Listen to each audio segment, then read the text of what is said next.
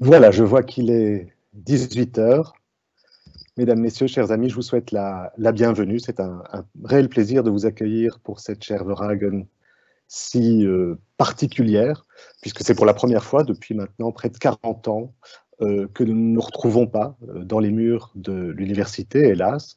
Mais je dirais que nous ferons comme si, en oubliant le bruit de la cité et en perpétuant de manière virtuelle ce lien qui nous unit chaque année, qui nous fait nous retrouver au mois de février.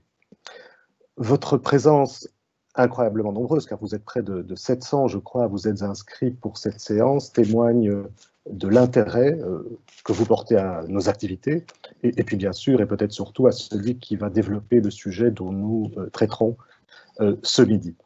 Alors, je n'ai guère besoin de vous présenter notre orateur de ce soir, vous le connaissez bien, vous le connaissez aussi bien que moi. Je rappellerai simplement qu'il est depuis de longues années professeur dans notre université, où il dirige actuellement le Centre interdisciplinaire d'études des religions et de la laïcité, philosophe, historien des religions, il est maître de recherche du Fonds national de la recherche scientifique, il est membre de l'Académie royale de Belgique et très actif à l'Académie, comme vous le savez sans doute, et puis il est enfin, parmi bien d'autres marques d'estime, et parmi bien d'autres activités, le président de l'Association des sociétés de philosophie de langue française. Baudouin de Charneux est l'auteur de très nombreux ouvrages, il en a consacré un certain nombre aux mythes, à l'initiation, aux religions, bien sûr, dont il est un expert reconnu, et à la franc-maçonnerie. Le dernier en date s'intitule « La franc-maçonnerie, une religion parmi d'autres », point d'interrogation, et a été publié aux presses universitaires de Louvain. Oui, vous avez bien entendu, aux presses universitaires de l'Université catholique de Louvain, ce qui témoigne de la propension qu'a Baudouin de Charneux à construire des ponts. Baudouin de Charneux est un savant qui communique avec brio, et souvent avec beaucoup d'humour aussi, son savoir et sa réflexion qui couvre des champs très multiples. C'est aussi un franc-maçon qui n'hésite pas à divulguer son appartenance et à faire entendre sa voix de maçon dans des cénacles qui habituellement n'entendent pas de telles voix. C'est également un collègue dont le parcours scientifique et académique est exemplaire. Et c'est enfin, je tiens à le signaler parce que c'est dans la discrétion qu'il est un pédagogue qui se dépense sans compter pour que le savoir devienne un outil d'émancipation au bénéfice des moins favorisés, en particulier dans un pays qui lui est très cher, la République démocratique du Congo. Le sujet dont il va vous entretenir ce soir n'est pas anodin du tout, même en ces temps difficiles où la franc-maçonnerie est à nouveau mise à l'index et où fleurissent nombre de théories de la conspiration qui en font une cible toute choisie pour les ennemis de la démocratie.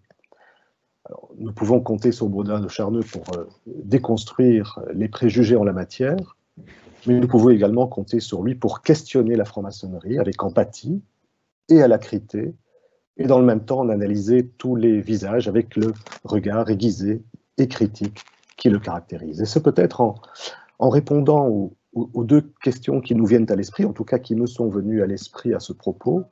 Première question, la franc-maçonnerie née dans un monde profondément chrétien, mais qui n'appelle pas à d'autres saluts que par l'homme, se font-elles dans ce boule très occidental que nous appelons religion? Première question. Et puis, seconde question, la franc-maçonnerie était-elle dès l'origine, ou alors est-elle devenue comme une sorte de religion de substitution dans notre monde, pour le moins désenchanté, vous le conviendrez.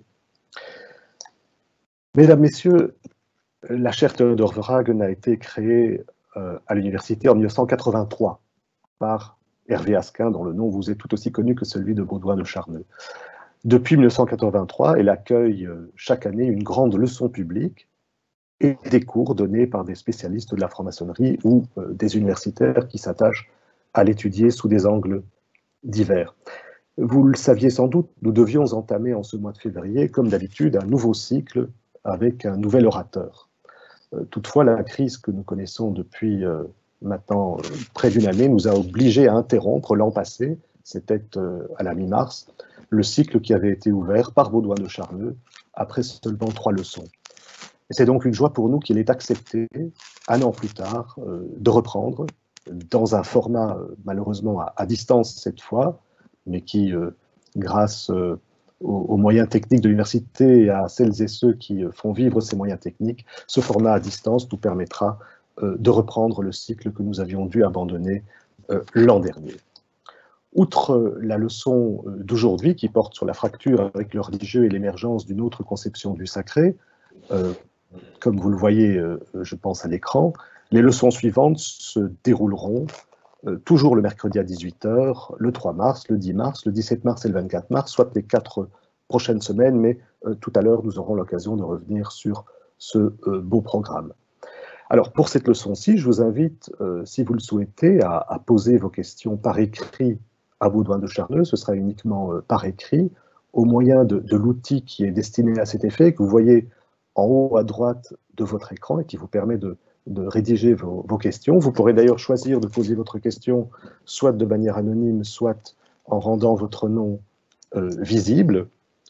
Et comme il est probable qu'il y aura trop de demandes, en tout cas c'est ainsi que l'on peut en préjuger, je crois, vu l'intérêt de la séance et vu le nombre de personnes qui y participent déjà et vont nous rejoindre, bien vu le nombre important de participants, nous nous permettrons de choisir, de manière peut-être un peu arbitraire, et nous nous permettrons de choisir quelques-unes de vos questions et de les adresser à Baudouin tout à l'heure. Alors je voudrais terminer cette introduction en remerciant très chaleureusement le Grand Orient de Belgique, sous les auspices duquel cette chaire a été fondée, et cette chaire ne pourrait exister sans le soutien du Grand Orient de Belgique. C'est l'occasion aussi de remercier le Centre interdisciplinaire d'études des religions et de la laïcité, auquel, vous le savez, cette chaire est associée, et dont les activités que je vous invite à fréquenter quand nous pourrons les reprendre, et j'espère de tout cœur que ce sera très rapidement, porte très directement sur les questions que nous allons aborder ce soir, parmi bien d'autres, évidemment.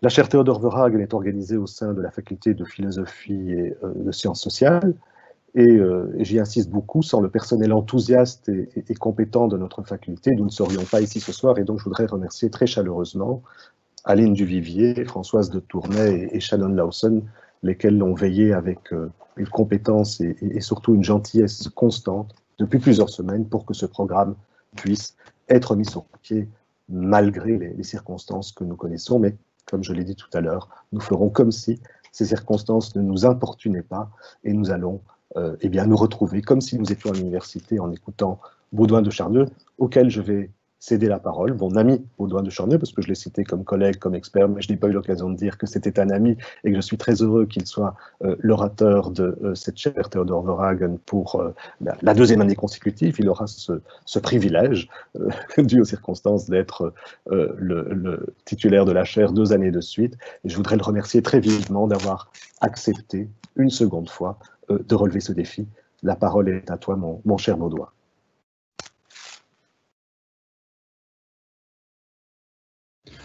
Cher Jean-Philippe, je ne peux plus faire que décevoir nos auditeurs et spectateurs après une introduction aussi élogieuse. Je vais moi-même être un peu formel aussi en cette première partie, en remerciant tout d'abord Jean-Philippe Schreiber en sa qualité de directeur de la chaire Théodore Verhagen et l'activité inlassable qu'il mène au profit à la fois du Centre d'études des religions et de la laïcité, mais aussi aujourd'hui de l'université tout entière. C'est grâce à des personnalités de ce type que notre université rayonne dans le monde, et je veux vraiment insister sur ce point. C'est beaucoup de dévouement. Je voudrais remercier aussi de façon à la fois formelle mais aussi affectueuse nos autorités académiques, en la personne de Valérie Piette et de Justine Lacroix, qui nous ont vraiment bien aidés à ce que nous puissions mener aujourd'hui cette chaire Verhagen bien particulière. Je voudrais aussi remercier Françoise de Tournai, Aline Duvivier, Shannon Lawson. Ça a déjà été mentionné pour leur aide, mais on mesure tous combien, par les temps qui courent, ce travail concernant l'enseignement à distance est essentiel et difficile. C'est véritablement une charge de travail qui s'est très considérablement accrue, et grâce à elle, aujourd'hui, nous sommes plusieurs centaines à nous réunir autour de cet objet de pensée qui nous est cher pour beaucoup, la franc-maçonnerie. Alors, bien sûr, c'est un honneur de débuter cette chaire Veragen 2021, comme j'avais débuté la chaire Veragen 2020. Oui, 8 jours après, j'espère qu'il n'y a pas lien de cause à effet, j'ai été extrêmement malade, touché par le Covid. J'ai bien pensé ne jamais vous revoir. J'ai eu un mort sous mon toit. La crise est passée par là, elle a été très douloureuse. Sachez qu'en ces moments qui ont été difficiles pour beaucoup d'entre nous, pas que pour moi, et pour d'autres pire encore, vous devez vous dire que vous n'êtes pas entièrement seul. La chaire Veragen, c'est aussi un lien entre nous. Alors certes, on ne peut pas faire l'impossible, mais vous n'êtes pas entièrement seul, vous pouvez communiquer avec nous.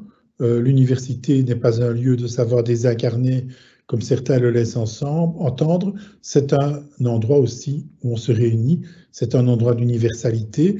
Et somme toute, à Bruxelles en tout cas, c'est un endroit qui est conforme aux idéaux et aux aspirations de ceux qui ont fondé cette université qui, comme vous le savez, était des francs-maçons.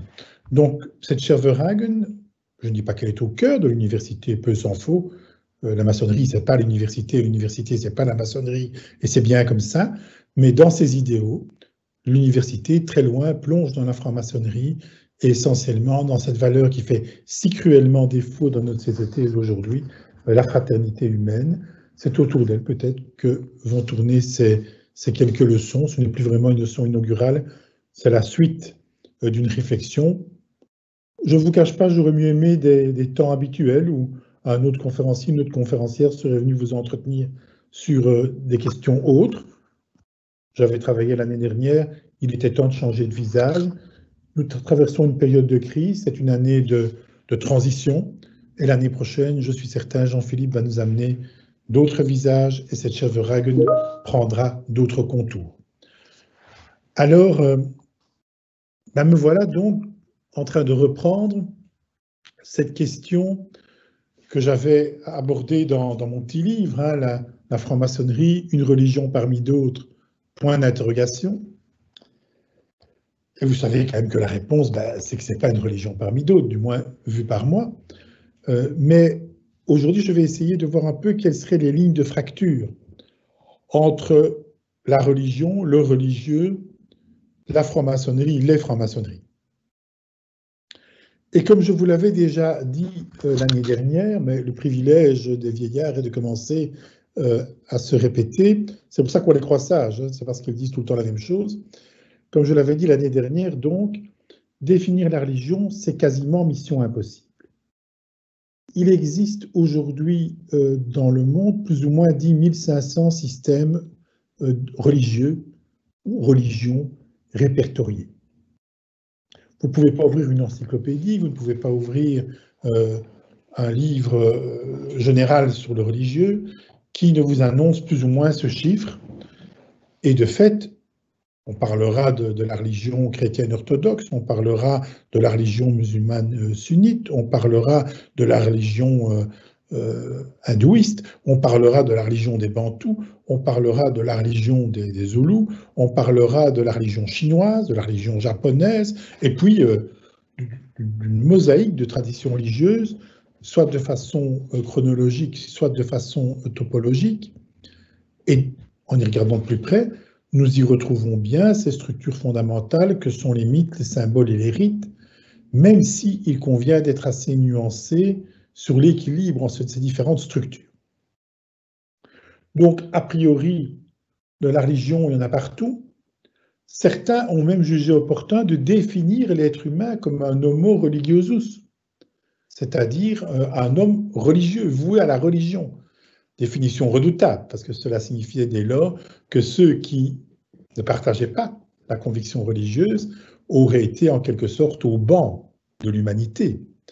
Et je pense que toujours aujourd'hui, beaucoup de personnes dans le monde des croyants imaginent volontiers que celui qui n'est pas religieux est en quelque sorte un humain, au mieux en recherche, au pire en déficit.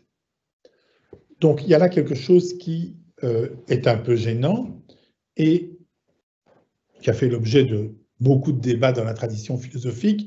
Je songe bien sûr à la célèbre querelle de Valladolid, qui était avant tout épistolaire. Dans la querelle de Valladolid, dont on sait qu'elle a opposé le théologien dominicain progressiste Bartolomé de las Casas à un redoutable théologien espagnol, qui était Sepúlveda, qui était tenant de thèses plus conservatrices. L'idée a été, dans cette querelle épistolaire, qui a été transformée en téléfilm que beaucoup d'entre vous connaissent, qui est très bien fait d'ailleurs, a été de dire, si les Indiens ont une religion satanique, certes, mais une religion quand même, s'ils ont des objets cultuels, s'ils ont des temples, alors, pour satanique que soit leur religion, on peut les convertir à la religion authentique puisqu'ils ont un sentiment religieux, donc ce sont des hommes. Le corollaire de ce raisonnement a été de dire alors, mais quelle va être la main-d'œuvre que nous pourrons exploiter au Nouveau Monde à bon marché si on ne peut plus considérer les Indiens comme des êtres inférieurs totalement par principe et par essence? Eh bien, il se trouvait des gens sur les côtes de l'Afrique, dont on ne connaissait pas le centre, qui, semble-t-il, n'avaient pas de pratique de ce type, où on ne voyait pas de monuments, où on ne voyait pas de temples comme il était d'usage en Europe, où on ne voyait pas véritablement de dispositifs religieux au sens où les Occidentaux l'entendaient. Eh bien, amenons-les au Nouveau Monde et faisons-les travailler. Ceux-là, finalement, ne sont que des humains par concession. C'est le début, comme on le sait, de la traite des Noirs. Donc, il y a quelque chose là qui est absolument redoutable dans la définition de l'homme que de l'associer de facto à la chose religieuse. Et pourtant, et je pense que je l'avais plus ou moins développé l'année dernière, les choses ne sont pas si claires du tout. Et je vous renvoie à un autre de mes petits livres parus à l'Académie royale de Belgique, « La religion existe-t-elle ? Essai sur une idée prétendument universelle », que j'ai publié, si ma mémoire est bonne, en 2013. Dans ce petit livre, j'ai essayé de montrer, après d'autres, ce n'est pas moi qui ai imaginé ça tout seul, j'ai essayé de montrer que finalement, la religion, c'est un concept très occidentalocentriste. Deux étymologies ont été données dans l'histoire. Une étymologie le reléguerait, et je propose là que nous passions à la première slide pour que vous puissiez suivre mon exposé. Donc, le reléguerait, relire, et c'est Cicéron qui, dans un de ses textes, dit qu'il convient d'opposer la religion qui vient de reléguerait à la superstition. Et pour faire bref, Cicéron tire la religion du côté de ce qu'on pourrait appeler le philosophique, c'est la rencontre avec les Grecs à la fin de la République romaine, et la superstition du côté de celui qui veut se réapproprier sa propre tradition, mais en son intérêt propre. Donc, si vous voulez, il surdétermine le concept de religio et sous-détermine le concept de superstitio. Alors tout ceci entraînera d'autres façons de discriminer l'autre, et notamment les juifs et les chrétiens par après dans la tradition romaine, puisqu'ils seront appelés culte de l'externa superstitio, donc des superstitions extérieures à l'urbs, à la ville, donc au culte officiel du monde romain. Le reléguerait à un art de relire sa propre tradition avec soin, diligente, et d'aucuns rapprochent d'un autre texte de Cicéron, c'est un peu contesté, où il est question du scrupulus. Le scrupulus, c'est le petit caillou qui se glisse dans la chaussure ou dans la sandale et qui vous empêche de marcher confortablement, qui ne cesse de vous rappeler le rapport entre votre réflexivité et ce que vous êtes en train de faire. Vous ne marchez plus automatiquement, vous marchez en vous disant « je marche, j'ai mal ». Bon, donc le scrupulus, c'est ce petit caillou-là qui donnera le mot scrupule et qui est un des ancêtres de la notion de conscience qui va devenir si importante au IIe siècle de notre ère, dans le néoplatonisme d'abord, ou le moyen platonisme, contrairement à ce qu'on nous a souvent enseigné, et puis il est vrai dans le monde chrétien jusqu'à la fin de l'Antiquité, avec un moment peut-être culminant dans l'œuvre de saint Augustin.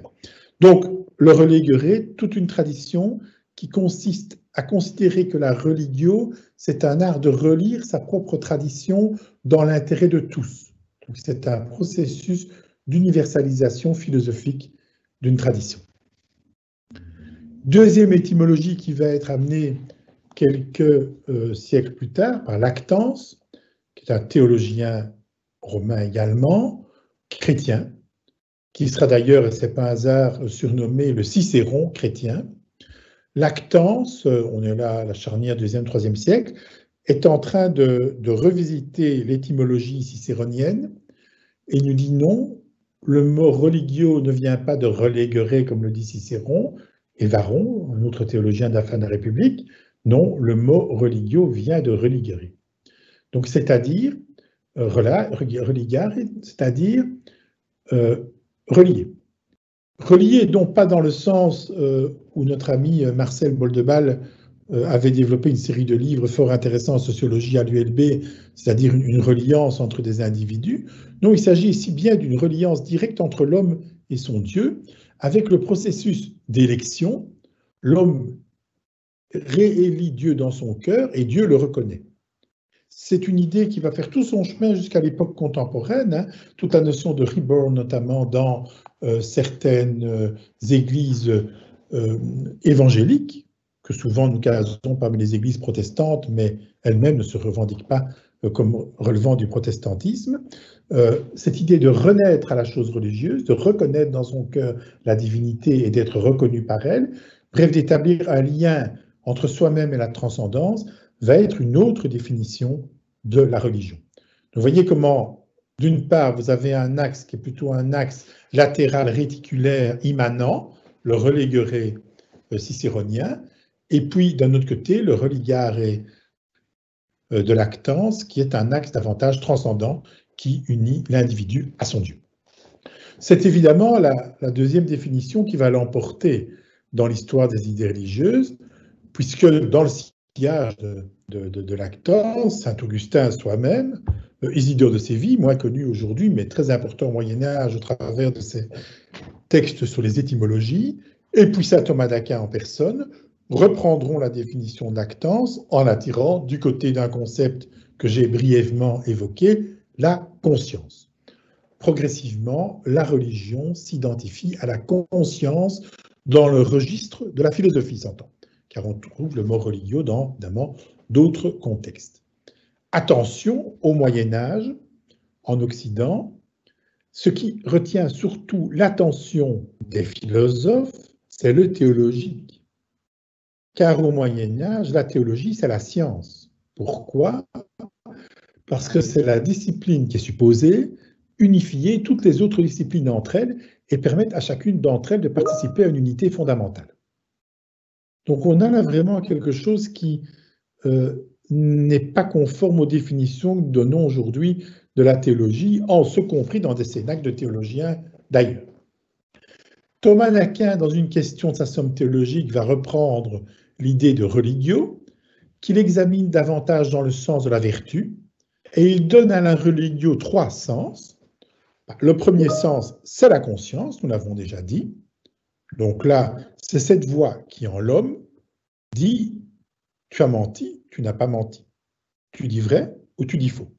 L'exemple classique que je prends avec mes étudiants pour les faire sourire, j'avais aucune envie de venir à la chaire Théodore Ragen aujourd'hui. Je dis, écoutez, je suis malade, je suis à faune, je ne sais pas parler pour une fois, vous êtes sauvé, pam, je reste chez moi devant ma TV. Bon, monsieur Schreiber, hein, tous les organisateurs, ils n'ont pas le choix, ils peuvent se dire, bon, Baudouin, il est malade ou pas, ils ne savent pas. Mais moi, en moi, j'ai une voix qui me dit, soit c'est vrai, je suis bien malade et j'étais incapable de parler ce soir, soit je ne suis pas malade et j'ai menti. Cette voix, c'est la voix de la conscience. Donc, première définition. Deuxième définition, alors là, Thomas d'Aquin est un dominicain quand même, donc il fait partie d'un ordre religieux, d'une confrérie religieuse. Donc il dit, ce sont les vœux particuliers que certains groupes d'hommes acceptent de prêter volontairement à l'endroit du divin. Donc ces vœux religieux que vous connaissez bien, l'obéissance, la chasteté, la pauvreté, assortis d'autres vœux selon les différents ordres religieux, et il y en a des centaines. Ces vœux particuliers serait aussi la religio, donc une reliance entre les membres d'une même communauté qui prête en commun des vœux par rapport à Dieu. Et le troisième sens, nous dit saint Thomas d'Aquin, eh bien, c'est le sens de l'institution. Voilà bien l'institution ecclésiastique. Et fort heureusement, saint Thomas d'Aquin, en bon philosophe et théologien qu'il était, nous dit c'est le sens le moins intéressant. Et de fait, je pense, bien des siècles après, qu'il avait raison. Donc voilà un panorama de ce concept de religieux. À peine ai-je dit ça, je me dis, mais je dois aussi introduire une autre dimension. Le christianisme, il n'est pas né de rien, il est né du judaïsme. Et dans le judaïsme, vous avez aussi des notions qui ont infléchi le concept latin dans un sens qui est tout à fait particulier. Je pense par exemple à la notion d'alliance, qui va être très importante. Je pense par exemple à la notion de loi religieuse, hein, de loi révélée, aussi extrêmement importante. Je pense aussi par exemple à la notion de la conversion, du lignage qui se convertit, qui est aussi une notion extrêmement importante. Donc c'est au confluent des traditions latines, juives et chrétiennes que le concept de religio tel que nous le connaissons aujourd'hui s'est forgé. C'est ça la forgerie du concept. C'est donc un concept que l'on pourrait considérer comme métissé, mais c'est un concept qui est très occidentalo-centré. Par le truchement du colonialisme, la pensée occidentale s'est universalisée, pour le meilleur quelquefois, pour le pire souvent, et à la rencontre d'autres sociocultures, elle a plaqué ce concept sur elle. Ce qui a eu un double effet, un effet à la fois d'opposition et un effet de fascination, comme il en va souvent dans le rapport dominant-dominé, et ça a bien été le cas lors du colonialisme. Et dans ce contexte, eh bien, les populations qui sont rentrées en contact avec les Occidentaux, bon an, mal an, ont essayé d'expliquer quelle était ce qu'eux appelaient leur religion. C'est à partir de là qu'on a parlé donc d'une foule de religions dans le monde. Mais n'oublions pas, et c'est toute la difficulté de la philosophie, que quand on plaque un concept sur un phénomène que l'on observe, à la fois on saisit le phénomène, on l'explique, on peut en débattre, on peut écrire sur ce phénomène, on peut le critiquer au sens positif et négatif. Jusque-là, c'est la pensée critique qui se met en mouvement, mais en même temps, on le réduit, on le déforme, et quelquefois, pour faire sourire aux dépens de moi-même et de mes semblables en philosophie, on connaît tous l'anecdote, donner la parole à un philosophe et vous ne la retrouvez jamais, et si d'aventure il vous permet de la retrouver, vous ne la reconnaissez plus. Et il y a quelque chose de cet ordre qui se joue, n'est-ce pas, dans le fait que nous ayons plaqué nos concepts sur d'autres traditions, et puis que nous les ayons finalement partiellement déformés. Donc on sera extrêmement prudent dans l'usage que nous faisons de ce concept, sa manipulation, et en même temps la difficulté de le rencontrer dans d'autres traditions telles que nous le concevons. De quoi s'agit-il alors? Eh bien, si vous vous souvenez l'année dernière dans mes petits délires de l'époque, je vous avais parlé du mythe, du symbole et du rite, en vous disant que ce sont les structures fondamentales qui sont à l'œuvre dans, cette fois-ci, toutes les sociocultures. Le mythe côté de la narration, orale ou écrite, le symbole du côté de la cristallisation d'affectifs dans un objet ou un phénomène surdéterminé, le rite, le geste juste que l'on fait à un bon moment. Ce n'est pas. Le mythe est donc du côté du discours fictionnel qui rassemble une communauté donnée autour d'un objet de pensée qui constitue son union. Le symbole, c'est n'importe quel objet ou phénomène, c'est-à-dire par exemple un phénomène naturel surdéterminé sur le plan affectif par la dite communauté. Et le rite, c'est un geste juste qu'on fait au bon moment. Ceci est un rite profane. Si je fais la même chose à 3 heures du matin, c'est toujours ma conférence, mais d'aucuns diront que mon mal a encore un peu empiré.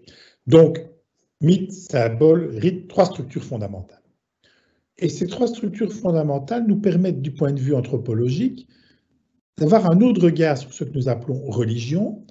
On devrait peut-être davantage parler de l'intersection entre le visible et l'invisible, de l'intersection entre la façon dont nous lisons le visible c'est le réel, la façon dont nous le lisons c'est la réalité, et la façon dont nous tentons de rendre compte de cette réalité nous mène à une tentative de maîtrise de l'invisible. Ce n'est pas vrai que dans le domaine religieux, C'est vrai dans beaucoup d'autres domaines, même scientifiques. Hein. Vous calculez la vitesse d'un véhicule dans la rue, la vitesse, vous ne l'avez jamais vu se promener. C'est une abstraction. Pourtant, les physiciens savent calculer la vitesse d'un corps. Donc, qu'est-ce qu'on fait? On prend une abstraction, on l'applique à un phénomène réel et on en tire une réflexion sur la réalité. Il faut le faire en médecine. Hein. Vous faites une prise de sang, les médecins modernes sont des vampires. Bon, ils regardent une série de chiffres auxquels vous ne comprenez rien. Bon, ces chiffres-là ne se promènent pas dans votre corps. Et pourtant, au travers de ces chiffres, ils les appréhendent, un réel, la complexité de nos organismes, et au travers de cela, bon, ils vont restituer une réalité, par exemple nous dire, écoutez, vous faites un excès alimentaire dans tel domaine, ou bien vous avez tel ou tel problème, manifestement, qui apparaît au travers des paramètres de votre prise de sang. Et on peut continuer comme ça à l'infini. Donc, cette tentative d'appréhension de l'invisible, de maîtrise de l'invisible, de négociation avec l'invisible, est tout à fait caractéristique, me semble-t-il, de l'esprit humain. Et j'avais ponté, si vous vous souvenez vaguement, avec notre lointaine origine. Nous sommes des prédateurs. La preuve, nous avons les yeux de face. Les animaux le savent, nous souvent, nous l'avons un petit peu oublié. Un prédateur ne peut jamais attraper une proie s'il n'est pas capable de l'imaginer à l'endroit invisible où elle va passer. L'ours qui essaye d'attraper un saumon dans la rivière ne frappe pas avec sa patte là où est le saumon. L'archer qui va viser une antilope dans la forêt ne décoche pas la flèche exactement là où est l'antilope. Le fauve qui va essayer d'attraper un animal qui est en train de courir ne court pas bêtement derrière l'animal. Donc, qu'est-ce qu'il fait? Il est capable, en tant que prédateur, d'imaginer sa proie à l'endroit où elle va être, alors qu'elle n'y est pas, pour la saisir au moment où elle y sera. Donc, il y a quelque chose là qui est de l'ordre de la capacité animale.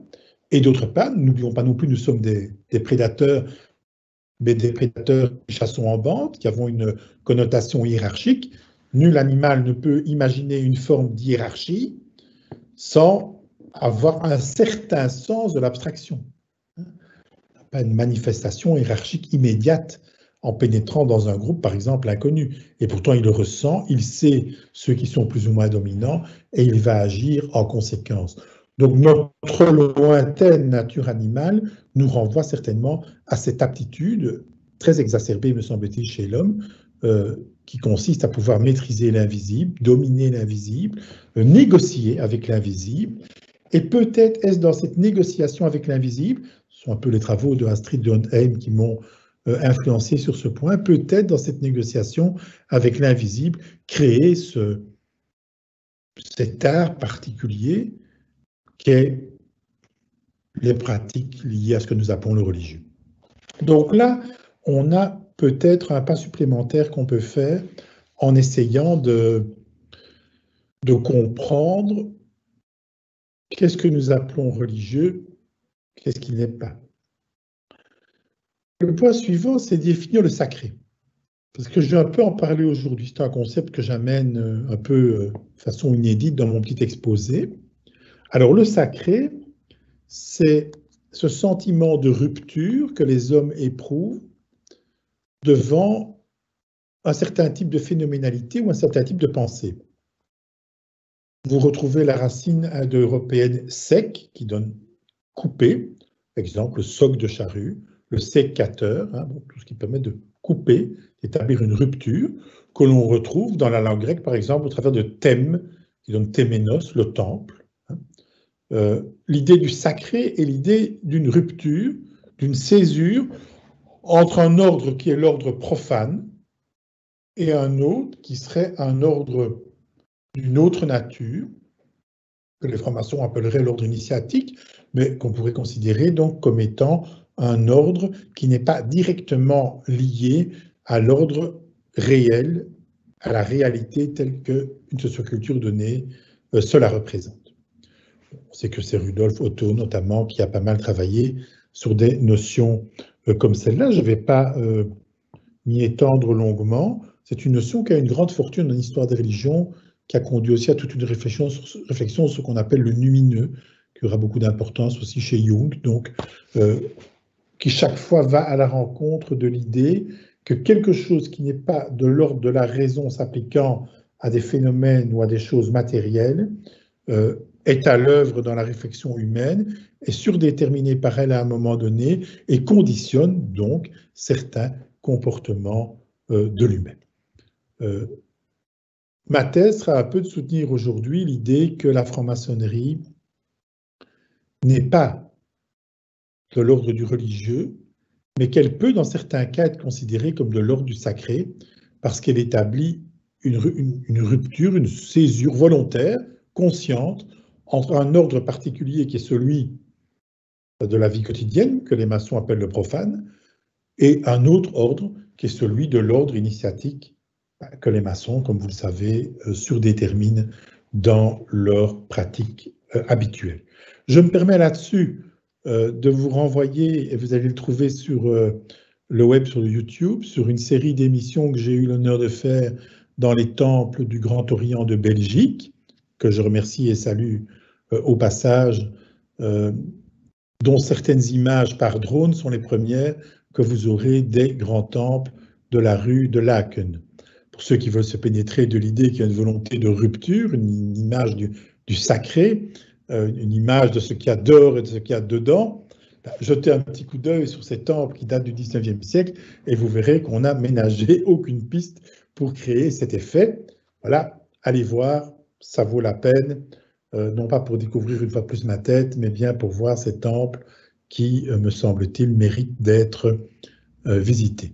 Bon, je vais quand même vous faire sourire une minute à cet endroit pour vous faire respirer avant de passer à la slide suivante.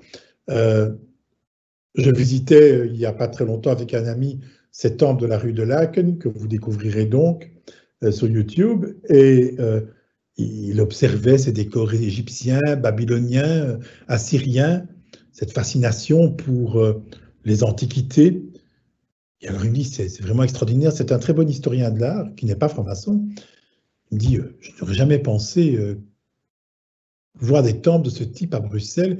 Il me dit, c'est beau, on dirait les pavillons du jardin zoologique d'Anvers. Et de fait, c'est la même époque et le même type d'architecture. Les francs-maçons, donc, au pays des girafes et des éléphants, que ceux d'entre vous qui sont maçons et qui m'écoutent se rassurent, le pavillon des grands anthropoïdes et des grands singes ne répond pas au même type d'architecture. Donc, je vous invite à passer à la slide suivante. Alors, je vais identifier la franc-maçonnerie et sa quête du sacré à partir du XVIIIe siècle, l'époque des Lumières. Vous savez que la franc-maçonnerie spéculative est, un peu arbitrairement, il faut dire, datée de 1717, au mythe de Prométhée. Et je me suis permis de reprendre des images de peinture de l'Académie d'Athènes, qui est ma deuxième académie, après celle de Belgique, qui ont été peintes par Christian Kriebenkerl, j'espère ne pas estropiller trop son nom, un peintre du 19e siècle allemand et autrichien, qui a décoré cette grande salle de l'Académie d'Athènes dans un style néo-gothique, pour une fois élégant. C'est un magnifique bâtiment qui a peint donc le mythe de Prométhée sur cette grande salle de l'Académie où se réunissent les académiciens grecs. Mais vous savez que l'Académie d'Athènes a gardé son nom en mémoire de Platon et que donc elle a gardé le nom de la ville qui est la capitale de l'Attique et aujourd'hui la capitale de la Grèce. Et pourquoi ce mythe de Prométhée? Pas uniquement pour rendre hommage à Christian Kriebenkerl, qui était un peintre fort contesté à son époque, qui a eu, dit la tradition historique, et mon ami Jean-Philippe me reprendra s'il a d'autres informations, une réputation plus tardive et postérieure à sa mort dont il se serait bien passé. En 1907 et en 1908, il a refusé à l'Académie des Beaux-Arts de Vienne un dénommé Adolf Hitler, qui se croyait peintre, pour des raisons assez dures, parce que notre homme ne plaisantait pas en matière artistique, et donc on considérait que s'il avait été un peu plus ouvert, peut-être aurait-il infléchi le cœur de ce sinistre personnage dans un autre sens. Je me permets d'avoir quelques doutes, mais enfin, c'est donc l'anecdote qui entoure ce personnage, qui, à la demande de l'architecte Hansen, a donc construit en style néoclassique l'Académie d'Athènes et peint a peint l'Académie d'Athènes. Alors voici donc le mythe de Prométhée. Nous voyons l'aigle ou le vautour, selon les mythes, qui déchire le foie de Prométhée. Alors Prométhée, c'est le titan qui va dérober la lumière à Zeus pour la donner aux hommes. C'est l'image suivante. Et Prométhée, vous voyez, là, voilà en train de voler la lumière du foudre de Zeus pour l'amener aux hommes. Et Prométhée est donc celui qui aurait amené aux hommes les arts, qui dit les arts dit aussi indirectement les lettres, la métallurgie, la science, le savoir. C'est la raison pour laquelle Zeus l'aurait châtié, comme vous l'avez vu, mécontent qu'il ait donné à l'homme des dons aussi puissants, lui permettant de concurrencer l'autorité divine. Et Prométhée va, à partir de là, symboliser le progrès. Et la franc-maçonnerie, au XVIIIe siècle, à mon avis, son premier élan philosophique, c'est un élan philosophique des Lumières, c'est un élan philosophique du progrès, c'est un élan philosophique de la croyance dans la raison, c'est un élan philosophique qui l'amène à penser que l'on peut comprendre le monde de façon encyclopédique. Et je vais passer à l'image suivante, puis à la suivante, si vous voulez bien. Donc ici, c'est un vase attique qui représente, un vase laconique qui représente toujours ce même volatile en train de dévorer le foie de Prométhée, et j'y reviendrai. On peut passer à l'image suivante. Nous avons donc les Lumières, et c'est l'idée finalement que ce courant, qui est un courant de croyance en l'homme, une croyance dans le progrès de l'homme, de croyance dans l'émancipation de l'homme par la science, que l'on retrouve au cours de grandes figures comme Voltaire, Diderot, Montesquieu, Rousseau. Tous n'étaient pas maçons. Voltaire l'a été, Diderot peut-être, Montesquieu certainement. Rousseau, pour la petite histoire, ne l'a pas été, mais pour séduire une dame l'a fait croire, dit-on. Donc c'est assez amusant, mais tous ces gens étaient entourés de maçons. Tous ces philosophes dits des Lumières sont des philosophes qui finalement nous font partager une certaine idéalité du progrès de l'homme, chacun à leur manière, chacun de façon différente, y compris Rousseau, mais chacun en portant une certaine idée du fait que l'homme par lui-même est capable de s'émanciper, que l'homme par lui-même est capable de concevoir un monde meilleur, qu'au travers de l'utopie qu'il crée, il est capable de créer un monde où demain les choses iront mieux, où demain il y aura davantage de justice, où demain il y aura davantage, reprenons les slogans de la Révolution française, de liberté, d'égalité, de fraternité. Si on passe à l'image suivante, eh bien j'embrayerai sur des travaux d'Hervé Asquin qui nous a bien montré qu'en fait, les Lumières viennent du Nord. Nous avons évidemment les penseurs français à l'esprit, ils ont amplifié les Lumières, certainement.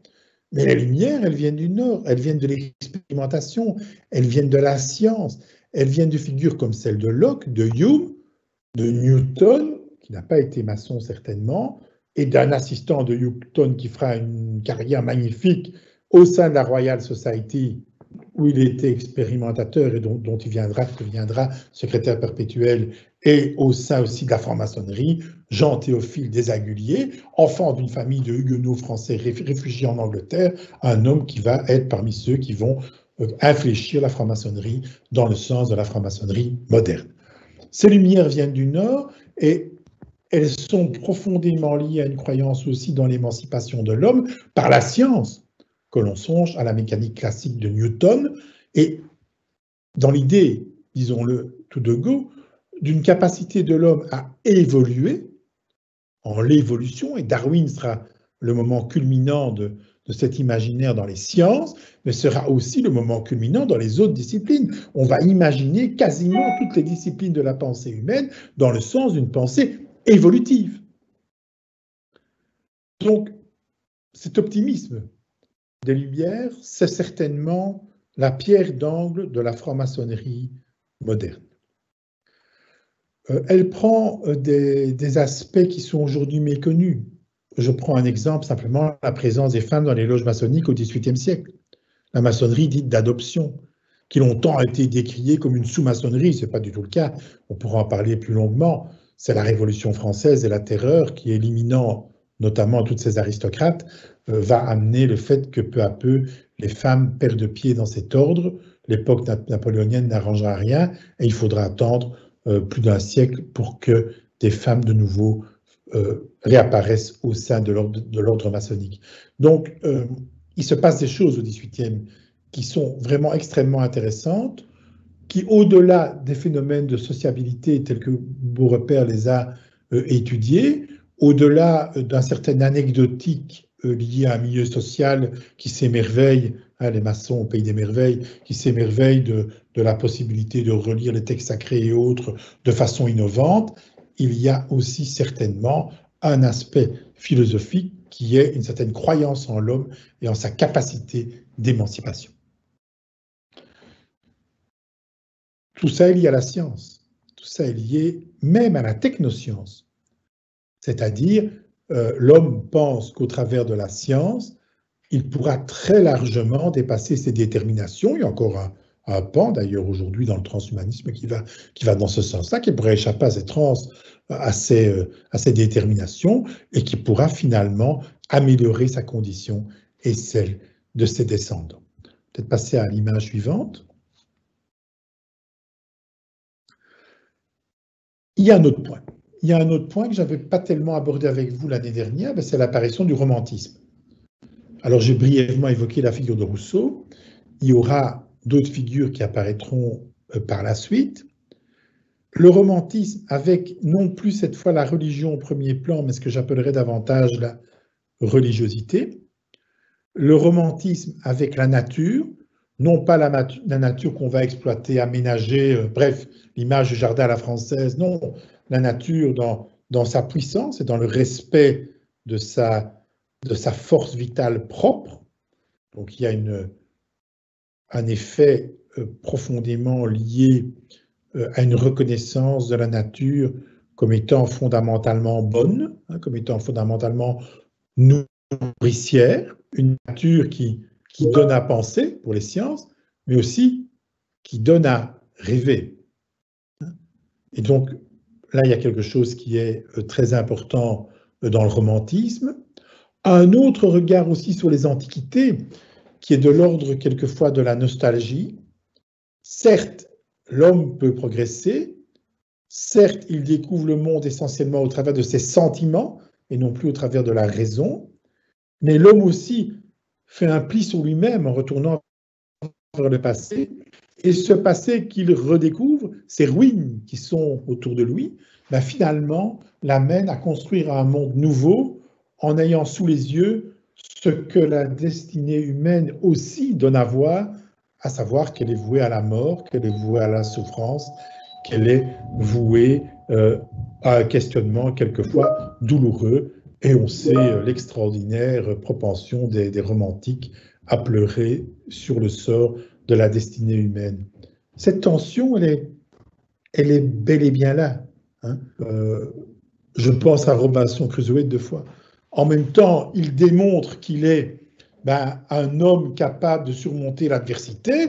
Robinson, il est au fond une sorte de bulle d'Occident quelque part dans l'océan perdu, et donc une bulle de civilisation. Mais d'un autre côté, il éprouve une fascination pour Vendredi, et on sait ce que Tournier en a fait dans sa relecture du mythe de Robinson. Et d'un autre côté, il éprouve une fascination pour la nature. Et d'un autre côté, on ne peut s'empêcher d'envier un peu cette vie de solitaire sur cette île, où il a accès à cet autre registre, souvent peu creusé à l'époque classique, l'intériorité. Et la franc-maçonnerie sera progressivement influencée par cela. Ça, c'est vraiment très important. Donc, nous avons deux courants. Un courant qu'on pourrait appeler rationnel, un courant romantique, et entre les deux, la franc-maçonnerie fait le grand écart au XIXe siècle. Alors, on pourrait dire, d'accord, mais par rapport à la religion, ce sont des postures très différentes. Le courant scientifique, eh bien, ça va être une certaine conception du religieux qui va être liée à l'idée du grand architecte de l'univers, Alors, on sait grand architecte de l'univers, c'est une expression qui vient de l'œuvre de Leibniz. Grand horloger d'univers, qui vient notamment dans l'œuvre de Voltaire. Donc, il y a les images de la mécanique classique qui sont appliquées au divin, et on imagine un génie, un esprit qui est à l'œuvre dans l'univers, qui a aboli finalement cette espèce de hasard et de chaos qui semble nous entourer pour créer un ordre et réfléchir dans un mouvement. Et l'optimisme, c'est croire que l'homme est capable de comprendre certains aspects de cet ordre et de ce mouvement et de le retracer dans sa vie par la suite sous la forme d'une vie conforme aux exigences de la raison. Ça, c'est vraiment le côté donc du religieux dans l'acception rationnelle. La religion des philosophes, et certains ont même dit une religion froide, comme celle d'Aristote, pas de proximité avec le divin en tant que tel, une reconnaissance d'un principe fondamental auquel on peut accoler le nom de Dieu si toutefois on souhaite le faire. L'autre pan, le pan romantique, c'est très différent. C'est aussi une forme de réhabilitation de la religion plus traditionnelle, mais en son acception du lien personnel de l'homme avec le divin, en évacuant partiellement le monde ecclésiastique. L'ecclésiastique devient un homme que l'on admire, un homme qui, je pense à Chateaubriand par exemple, dans son Atala, un homme qui est un exemple par rapport à ceux qui l'entourent, mais ce n'est pas l'institution qui se joue en lui, c'est le rapport exceptionnel que lui-même entretient avec Dieu. Bon, vous aurez une image du même ordre dans Notre-Dame de Paris. Le prêtre déchu, finalement, c'est celui qui n'est pas conforme dans son intériorité au cheminement spirituel qui devrait être le sien. Ce n'est pas l'institution qui est visée, c'est l'individu dans son rapport à Dieu. Et donc là, il y a quelque chose qui est de l'ordre du rapport au divin qui est lié au cœur. La franc-maçonnerie, de par ses rites, de par ses initiations, évoque ces registres. Alors, je vous donne un exemple qui est toujours présent aujourd'hui. La présence d'une certaine rigueur rationnelle dans les travaux en loge lorsque les maçons échangent entre eux. Il y a une véritable créance dans le fait qu'au travers de la dialectique, un monde meilleur peut advenir, qu'à plusieurs on pense mieux que tout seul, qu'ensemble on peut construire mieux la société telle qu'elle devrait être et non pas telle qu'elle est.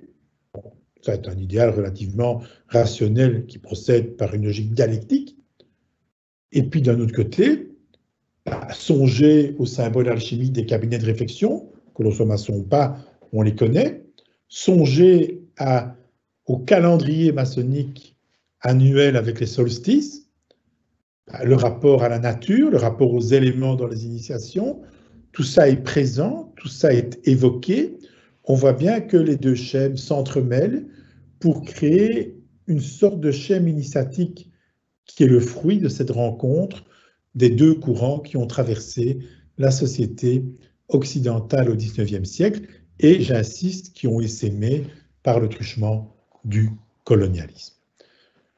J'avais, je peux peut-être passer à l'image suivante, j'avais développé, je pense, l'année dernière, dans mon exposé, un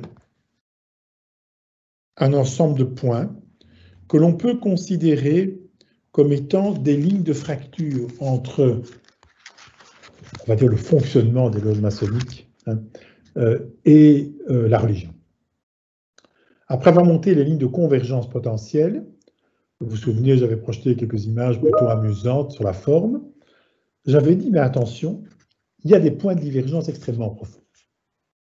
Le premier point de divergence profond, c'est que dans tout ce que je viens de dire maintenant, le maçon traverse des rites, on ne lui demande pas d'y adhérer. Vous me direz, oui, mais s'il adhère à rien. S'il adhère à rien, c'est qu'à un moment donné, ce n'est pas la voie qui lui convient. Ça, c'est autre chose. Mais un maçon traverse des rites, on ne lui demande pas d'y adhérer. Donc ça, c'est le premier point. Et cette idée de traverser les rites est essentielle. Et le corollaire du fait qu'il traverse les rites, c'est qu'on lui dit, voilà, tu traverses un rite, on te le fait parcourir. Maintenant, tu peux à ton tour, si tu le juges opportun, le transmettre à d'autres si on t'en juge digne aussi, dans les formes que tu as reçues, et s'il te plaît, dis-nous ce que tu en penses. On ne lui dit pas, dis-nous ce que nous pensons, et si tu penses comme nous, tu passeras au degré suivant. Il n'y a pas question de ça. Donc, traverser les rites, pas nécessairement y adhérer. Grande ligne de fracture avec, évidemment, la religion en général. Alors, on peut après discuter. Un maçon, c'est quelqu'un qui fait un chemin. C'est le deuxième point, je vois une ligne de fracture. Un chemin et qui donne davantage de prix au chemin qu'au but. Quand un maçon meurt, on dit il dépose ses outils. D'autres vont les reprendre. Il ne faut pas qu'il y ait eu un achèvement. Il faut qu'il y ait eu un mouvement. Généralement, les religions insistent sur le téléologique, sur la finalité qu'elles identifient souvent aussi au salut. Le maçon insiste sur le chemin. Quand je dis le maçon, évidemment, vous avez compris, la maçonne également, bien sûr. La maçonnerie, c'est une orientation, c'est-à-dire un cheminement qu'on fait ensemble en échangeant et en corrigeant tous ensemble le cap là où on est. Autrement, c'est être philosophe. Il y a toujours un tiers et une réflexivité par rapport à un tiers qui est présent avec vous sur le même chemin. Et c'est ça, à mon avis, la reconnaissance fraternelle au sens spirituel. J'avais aussi avancé avec vous l'idée que la maçonnerie autorise un grand nombre d'idéalités, autorise que vous inscriviez votre idéalité propre au cœur de votre cheminement et vous autorise d'en changer. Je prends un exemple très simple, je suis plutôt agnostique. Si demain je dis à ceux qui m'entourent et qui sont maçons que je suis devenu catholique romain, redevenu, puisque je suis né là-dedans, peut-être que certains seront un peu perplexes, surpris, peut-être pas contents. Dans certains cas, il y aura tous les comportements. Je n'en suis pas moins maçon, le problème n'est pas là. Le problème, c'est ma conscience par rapport à moi-même. Mon idéalité peut changer, à condition qu'elle ne change pas pour convertir les autres, pour développer ma volonté de puissance sur autrui, et pour siéger escalité dans ma loge. Non, ce qui intéresse ma loge, c'est moi en tant qu'individu et mon chemin, si je veux bien en faire part, en témoigner et échanger avec les autres. C'est tout à fait capital, cette question de l'inscription de l'idéalité et du droit d'en changer au centre de sa propre vie. C'est ce que j'appellerais l'orientation. J'en arrive à votre grand soulagement au terme de mon exposé. J'ai évoqué déjà rapidement des postures qui ne sont pas des postures religieuses et qui sont acceptées en loge, l'agnosticisme, l'athéisme. On se souviendra quand même que d'Holbach et Sade étaient maçons, et ce sont les premiers grands athées finalement de l'histoire au sens philosophique. Le déisme, je l'ai évoqué aussi, le théisme. Et enfin, dernier point, les francs-maçons estiment faire un chemin souvent qui leur convient. Il y a des cas où ils s'en vont, c'est encore leur droit, mais ils considèrent que c'est un chemin parmi d'autres. Longtemps, on a dit hors de l'Église, pas de salut, ça c'était du côté catholique, mais dans les autres traditions, souvent, il y a la même idée. Nous sommes tous égaux, mais certains sont plus égaux que d'autres. Certes, tout le monde touche un petit peu la vérité, mais certains sont dans la vérité et d'autres un peu à côté. Donc la maçonnerie considère qu'il y a d'autres chemins. Elle est un chemin parmi d'autres.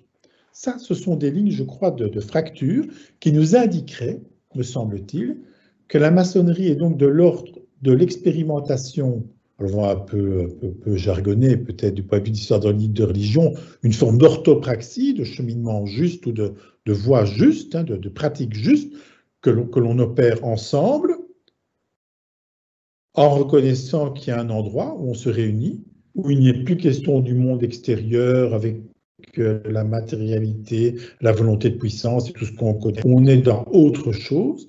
C'est donc une forme d'expérimentation de cette césure que l'on peut appeler le sacré. Le concept de nouveau est flou et on pourrait le creuser. Et c'est la raison pour laquelle il me semble que ces discours, qui sont davantage des discours tournés vers la capacité des hommes à s'unir, à réaliser des choses ensemble, à être capables de mutualiser leurs efforts, à être capables d'œuvrer collectivement au profit de chacun, sont des discours qui aujourd'hui demeurent encore absolument essentiels dans une société qui ne cesse de fragmenter, de diviser et d'être une sorte de kaléidoscope narcissique des volontés de puissance des uns et des autres, dont par exemple nos fameux réseaux sociaux sont, pas toujours fort heureusement, mais souvent une sorte de gigantesque caisse de résonance. On voit très bien là comment la franc-maçonnerie tente dans ses idéaux, je n'ai pas dit tous les maçons, je n'ai pas dit moi-même non plus, je dis dans ses idéaux, tente de dépasser cet émiettement qu'on pourrait considérer comme une sorte de fragmentation politique à cas petit p, pour recréer une police commune, une cité commune pour les hommes, transcendant l'opulence, et d'imaginer qu'il est possible de partager un idéal transcendantal qu'on appelle l'humain, enfin, avec un grand H, même si ça reste un idéal à conquérir, à défendre, d'une fragilité extrême, mais il n'en est dès lors, à mon avis, que plus beau. Je vous remercie de votre attention pour aujourd'hui et je continuerai ma prédication la semaine prochaine. Je cède donc bien volontiers la parole à Jean-Philippe. Merci beaucoup. Si on m'entend. Merci beaucoup, cher Baudouin.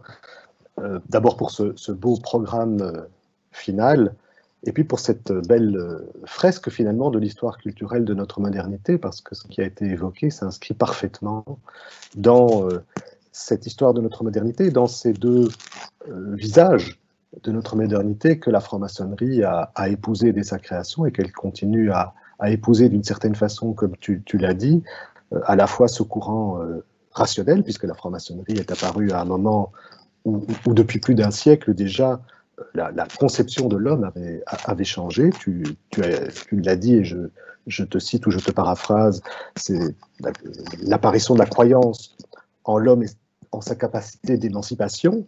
L'homme existe désormais par lui-même. Il y a ce bel optimisme des Lumières, il y a cet esprit de la Royal Society, tu as cité Desaguliers et Newton.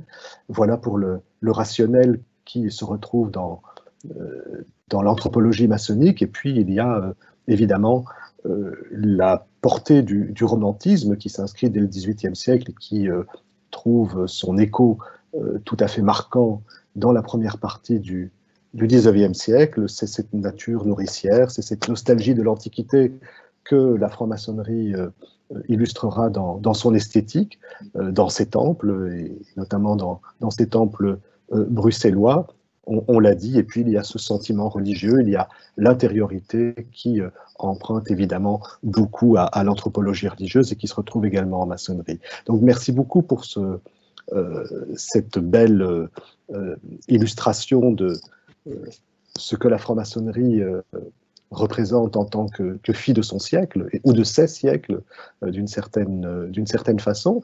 Les questions tout au long de ton exposé ont été nombreuses. Je ne sais pas si on va pouvoir te les poser toutes, mais donc je vais me faire l'interprète, puisque je pense que tu ne vois pas ces questions. Je vais me faire l'interprète de notre public, et peut-être aussi l'interprète du public qui ne peut pas manifester ses applaudissements, donc te remercier dès à présent, mais je le ferai encore tout à l'heure à l'issue de notre séance, et donc me faire l'interprète du public qui t'écoute, et nous sommes plusieurs centaines ce soir, pour te poser quelques questions qui demandent quelquefois des éclaircissements ou qui quelquefois sont des remarques qui ajoutent à ce qui a été dit. Alors, la première question qui t'a été posée est la suivante, je cite, « Une maçonnerie demande à l'entrée », je me fais un peu l'interprète, parce que oui, la phrase est un peu écourtée, donc « Une maçonnerie demande à l'entrée un athéisme et le rejet de toute croyance ». C'est ce que dit notre interlocuteur anonyme. Peut-on, dans cette hypothèse, parler de sacré? J'imagine qu'il veut dire, peut-on malgré tout parler de sacré dès lors que la maçonnerie demanderait, et je le mets au conditionnel, à l'entrée d'un de ses impétrants un athéisme et le rejet de toute croyance? Voilà la première question qui t'est posée. Alors, ce n'est pas exact, et c'est exact aussi. Alors, je vais m'en expliquer. La franc-maçonnerie, généralement, c'est un ensemble de loges. La loge, on pourrait dire, c'est comme un club privé qui se fédère à une obédience qui est en fait un lieu qui rassemble des loges. Et le pouvoir, pourrait-on dire en maçonnerie, est directement détenu par la loge, donc une unité de base. Alors, dans l'histoire de la maçonnerie, il y a eu des loges de toutes sortes. Ça pourrait très bien continuer aujourd'hui, évidemment, ce serait très mal vu. Mais on pourrait considérer, par exemple, qu'une loge maçonnique considère qu'il n'est pas opportun d'initier des personnes qui n'ont pas 60 ans. Or, du moment que ce n'est pas coulé comme un principe, mais que dans les faits, elles agiraient de cette manière, je vois mal ce qui les empêcherait de refuser un candidat de ce type. C'est évidemment un critère absurde. On a connu des critères dans l'histoire tout aussi absurdes, voire même dramatiques à nos yeux. Certaines loges en France au XIXe siècle, et Jean-Philippe Schreiber a écrit là-dessus d'ailleurs avec Luc Neuffontaine, interdisaient à des juifs d'être membres. Certaines loges du sud des États-Unis interdisaient à des Noirs d'être membres. Alors, c'était toujours un peu insidieux, n'est-ce pas, parce que c'est l'idée du club privé. On accepte ou pas qui on veut, et puis à partir de là, on n'a pas tellement à se justifier. Donc, il peut y avoir des loges qui, en effet, n'acceptent pas à leur sein des gens qui se disent croyants. C'est plutôt rare, mais ça peut exister. Massivement, la franc-maçonnerie accepte en son sein des croyants. Le problème de la foi n'est pas le problème des maçons. Elle vous accepte en tant qu'être humain, et si vous ne veniez pas siéger, comme je l'ai dit tantôt, ès-qualité. Donc si je me dis, moi, je suis, n'importe quoi, pasteur évangélique, il me semble que les maçons sont souvent égarés du point de vue de la foi. Je vais rentrer en loge, je vais leur expliquer comment se sauver. Là, je suis sûr effectivement que ce n'est pas un critère d'admission en maçonnerie. Je suis pasteur évangélique, mais je me pose des questions sur moi-même. Je considère qu'il est intéressant d'ouvrir mon horizon de pensée, de dialoguer avec d'autres et de m'enrichir philosophiquement au contact d'autrui. J'ai ma place, sauf si mes idées étaient de l'ordre de l'intolérance radicale ou si je prônais des idées politiques véritablement incompatibles avec l'espace démocratique où j'évolue. Donc c'est un peu plus subtil. Donc à partir de là, certaines loges vont privilégier peut-être des gens qui ont plutôt un profil athée, mais je parle bien de loges. Quelqu'un qui est croyant et qui veut devenir maçon n'a pas de difficulté à trouver une loge qui pourrait l'accueillir s'il est sincère et s'il y vient pour de bonnes raisons. Voilà comment je répondrai. Merci. Alors, je poursuis la liste des questions qui te sont posées, mais il y a quelques remarques aussi, ou quelques témoignages. Joël nous écrit, au Sénégal, pays que je connais, dit-il, un peu pour y aller dans un cadre humanitaire chaque année depuis 20 ans, celui qui ne croit pas en Dieu, catholique ou musulman, est mis en marge de la société, il n'existe plus, et certains font semblant pour ne pas être rejetés. Ça n'appelle pas, je pense, sauf s'il le souhaite, de commentaires de la part de Baudouin de Charneux, qui connaît bien l'Afrique, et c'est l'occasion de dire qu'il est très vraisemblable, si les conditions sanitaires le permettent, et si nous pouvons organiser l'année prochaine la Cherveragen comme nous le souhaitons, que nous accueillerons un spécialiste de la franc-maçonnerie en Afrique qui nous vient de Côte d'Ivoire et qui évoquera ces questions et ces difficultés que cela entraîne pour les francs-maçons d'exister en tant que francs-maçons agnostiques ou athées en pays africain. On nous demande aussi si un résumé écrit sera disponible après la fin de la conférence. Je ne puis que renvoyer à l'excellent ouvrage de Baudouin de Charneux qui porte le même titre que cette série de leçons, La franc-maçonnerie, une religion parmi d'autres, et puis vous dire, parce que la question nous a été posée aussi, que cette séance est enregistrée et qu'elle sera directement disponible sur la page de la faculté du site de l'université, la page fisoc.ulb.de. Il vous sera possible de retrouver cet enregistrement si vous en avez raté une partie ou la totalité. Alors, autre question, peut-on dire, Baudouin, que la franc-maçonnerie s'est servie des concepts et des traditions venant des religions pour en fait mieux s'en détacher? Je ne pense pas qu'il y a eu un plan ou que cela a été volontaire, mais de facto, ça s'est produit. Alors ça s'est produit dans la franc-maçonnerie en général, du moins au sein de la franc-maçonnerie continentale. Pour la franc-maçonnerie anglo-saxonne, je serai un peu plus nuancé, on pourrait y revenir, quoique ça a été le cas aussi pour certaines grandes loges anglo-saxonnes. Mais peu à peu, suite aux condamnations pontificales notamment, suite à une certaine évolution des mentalités, de fait, on va retrouver en maçonnerie des symboles religieux on va retrouver en maçonnerie des pratiques qui ressemblent à des rites religieux, mais le contexte des doctrines originaires va être progressivement évacué.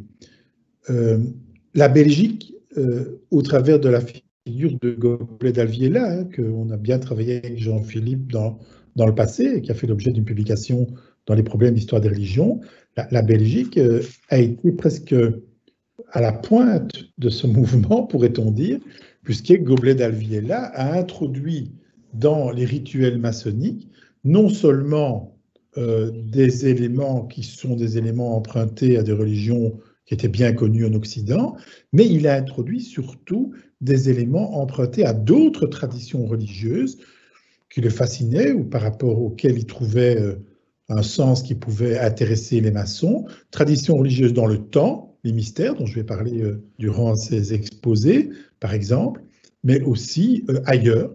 Je pense à une inspiration, par exemple, dans un rite assez rituel, qui est une inspiration bouddhiste dite du petit véhicule. Donc, il y a quelque chose de cet ordre-là qui s'est opéré dans la franc-maçonnerie.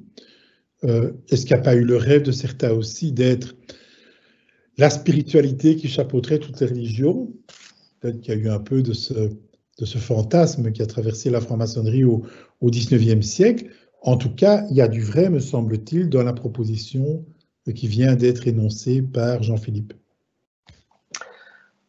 Alors, autre question qui nous vient de Fred, qui ajoute de France. Je ne sais pas si c'est son nom de famille ou si Fred nous a rejoint depuis le territoire français, mais peu importe. Par Internet, il n'y a plus de frontières. C'est un peu ce que la franc-maçonnerie propose, n'est-ce pas? Fred nous pose la question suivante. La différence et la séparation qui existe entre la religion et la franc-maçonnerie n'est-il pas le dogmatisme religieux, ce qui rejoint, je pense, une ou deux autres interventions qui te demandent, Baudouin, si le dogmatisme ou si le dogme est présent en maçonnerie? Non, la franc-maçonnerie ne véhicule aucun dogme. Même si on prend le mot dogme dans un sens théologique pur et dur, et non pas négatif tel qu'on l'entend souvent dans les milieux libre-exaministes, le dogme pourrait être une proposition qu'on admet sans démonstration au début d'un raisonnement théologique. Donc on pourrait comparer à l'axiome. Mais même si on prend une définition pareille, la franc-maçonnerie n'énonce aucun dogme. Et si d'aventure elle relaie un dogme, par exemple sur l'existence de Dieu, elle déclare ne rien en dire d'autre. Donc, elle n'assortit jamais une proposition, quelle qu'elle soit, de doctrine. C'est la raison pour laquelle je vous disais, un franc-maçon traverse les rites, on ne lui demande pas d'y adhérer. Donc, ça veut dire, vous n'avez pas la nécessité d'être en adéquation avec le discours qui vous a été soumis. On vous demande de le soumettre à votre examen critique. Donc là, vraiment, il y a une grande différence avec les religions, surtout les religions dites révélées, parce qu'il y a beaucoup de structures religieuses dans le monde. Vous savez, maintenant vous avez compris que j'ai du mal à employer le mot religion, mais bon, structures religieuses dans le monde qui ne se reposent pas sur de la dogmatique. Donc on doit faire attention à ne pas confondre religion et la seule religion que nous connaissons généralement en Belgique, à savoir la catholique, pour le dire en une fois. Donc, on restera prudent. Mais en tout cas, selon moi, la franc-maçonnerie n'énonce pas de dogme, et même quand elle fait des mentions au grand architecte de l'univers, même quand elle fait une mention dans certains types de maçonnerie à l'immortalité de l'âme, je pense qu'elle ne va pas davantage dans le développement doctrinal. Donc ça, c'est une spécificité. Il y a une origine lointaine à cela. Elle est quand même un des lieux où on a essayé de faire la paix des braves, plus ou moins, entre anglicans, protestants et catholiques. Donc après, c'est être joyeusement entretués. Et donc, il y a eu une volonté, certainement, d'éviter que des considérations doctrinales intempestives ne viennent briser cette unité extrêmement fragile et qui s'est avérée au fil du temps parfois illusoire. Tu as tout à l'heure évoqué la figure de Prométhée. Une des questions qui t'est posée est la suivante. Peut-on dire que Prométhée s'apparente à Lucifer, porteur de lumière en latin. Oui, certainement. C'est une figure qui, dans le christianisme, évoquait, c'est un titan, Prométhée, hein, donc a évoqué effectivement une figure démoniaque. Et l'idée de Lucifer, le porteur de lumière, vient certainement de là. Alors il y a là derrière toutes des conceptions démonologiques et autres, mais qui n'étaient pas du tout l'objet de mon exposé. Moi, ce que j'essayais de faire, c'était prendre le mythe de Prométhée pour expliquer l'idée de progrès. La franc-maçonnerie, très largement, est prométhéenne. Donc voilà, c'était plutôt la mobilisation d'un motif mythologique pour expliciter l'idéologie du progrès. Alors Claire nous demande, est-il possible de développer quelque peu sur l'exclusion des femmes au moment de la Révolution française? L'exclusion des femmes de la maçonnerie, bien entendu. Oui, oui. Alors, nous avons eu une année Madame Revauger, hein, qui est venue à l'ULB, titulaire de la chaire Verhagen, et qui a publié 2 très gros volumes sur les femmes et la franc-maçonnerie, paru d'ailleurs, si ma mémoire est bonne, à La Pensée et les Hommes, qui était suite à un colloque à Bordeaux, auquel j'ai participé d'ailleurs, qui avait travaillé donc sur, de façon diachronique, l'entrée des femmes en franc-maçonnerie, et ce dès le XVIIIe jusqu'à toutes les questions qui ont traversé le monde contemporain et jusqu'il y a peu au sein d'obédiences qui étaient masculines. Alors, je pense que le phénomène était très largement sociologique. Donc la franc-maçonnerie anglaise n'admet pas les femmes, la franc-maçonnerie continentale va le faire par le truchement des Français, et ce serait la maçonnerie d'adoption. La maçonnerie masculine était très largement composée d'aristocrates et de bourgeois. À peine je dis ça, il y a quelques exceptions, mais c'était sociologiquement plutôt ces milieux-là qui s'y côtoyaient. Ça ne veut pas dire qu'ils s'y mélangeaient nécessairement. Même chose en Belgique, d'ailleurs, au début du XIXe. Du côté des femmes dans la maçonnerie d'adoption, c'était quasiment que des aristocrates. Et quand on voit leur nom, elles avaient un certain rang. Quand la Révolution française arrive, elle balaie, comme vous le savez, l'aristocratie, et beaucoup de ces femmes vont mourir sous l'échafaud. Donc, c'est vraiment le cas de le dire, cette franc-maçonnerie féminine est décapitée. Alors que du côté de la maçonnerie masculine, malgré certains avatars, certains resteront en place et pourront perpétuer la tradition. Alors, on sait que Napoléon et les femmes, c'est toute une affaire. On sait aussi que la maçonnerie napoléonienne est très militaire. Hein, bon. Le 19e siècle arrive et il n'y a plus de femmes. Donc, il faudra attendre le début du 19e. Alors, il y a quelques exceptions, hein, sur lesquelles des articles ont été écrits ou autres, mais pour voir réapparaître une franc-maçonnerie mixte, et puis encore après, une franc-maçonnerie féminine. On pourrait dire que dans l'esprit, pas dans les constitutions, mais la Grande Loge féminine de France, par exemple, ou la Grande Loge féminine de Belgique, est la lointaine héritière de cette maçonnerie d'adoption, mais cette fois-ci dégagée de l'idéologie de la complémentarité pour assurer davantage une idéologie de l'autonomie et une pensée de l'égalité. C'est ce qui fait la différence entre le rapport homme-femme dans le monde contemporain avec le rapport homme-femme dans les mondes qui sont régis par le religieux ou qui sont régis par des pensées traditionnalistes. Dans un registre également, Serge nous demande quelle est l'influence du protestantisme lors de l'apparition de la franc-maçonnerie en Angleterre au XVIIe et XVIIIe siècle. Le protestantisme est dominant. Hein. L'anglicanisme, qui n'est pas vraiment le protestantisme, et le protestantisme sont dominants. Ça va d'ailleurs être toute la question fin XVIIIe de la querelle des anciens et des modernes. C'est le statut des catholiques en loge. Bon.